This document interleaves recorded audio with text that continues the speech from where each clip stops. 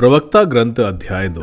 ईश्वर के प्रति कर्तव्य। पुत्र, यदि तुम प्रभु की सेवा करना चाहते हो तो विपत्ति का सामना करने को तैयार हो जाओ। तुम्हारा हृदय निष्कपट हो, तुम दृढ़ संकल्प बने रहो। विपत्ति के समय तुम्हारा जी नहीं घबराए। ईश्वर से लिपटे रहो, उसे मत त्यागो, जिससे अंत में तुम्हारा कल्याण हो। जो कुछ तुम पर बीतेगा उसे स्वीकार करो तथा दुख और विपत्ति में धीर बने रहो, क्योंकि अग्नि में स्वर्ण की परख होती है और दीनहीनता की घरिया में ईश्वर के कृपा पात्रों की।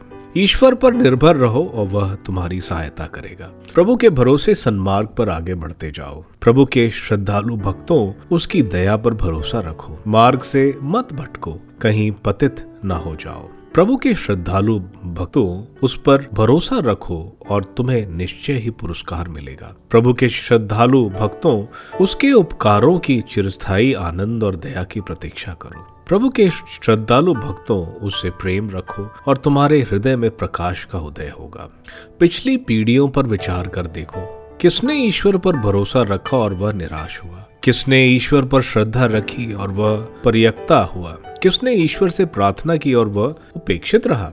क्योंकि ईश्वर अनुकंपा और दया से परिपूर्ण है। वह पापों को क्षमा करता और संकट के दिन हमें बचाता है। धिक्कार कायर हृदयों, निष्क्रिय हाथों और उस पापी को जो दो मार्गों पर चलता है। धिक्कार निरुत्साह हृदय को जो भरोसा नहीं खा रखता, इसलिए उसकी रक्षा नहीं की जाएगी। धिक्कार तुम लोगों को जो धैर्य खो चुके हैं। तुम क्या करोगे जब प्रभु लेखा लेने आएगा?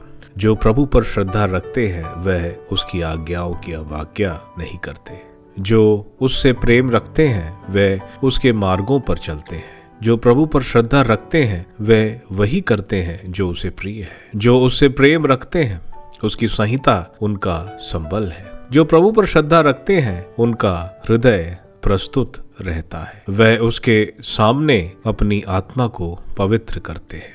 जो प्रभु पर श्रद्धा रखते हैं वह उसकी आज्ञाओं का पालन करते हैं और उसके आगमन के दिन तक धैर्य रखेंगे। वे कहते हैं, हम मनुष्यों के हाथ नहीं बल्कि प्रभु के हाथ पड़ जाएंगे, क्योंकि वह जितना महान है उतना ही दयालु भी।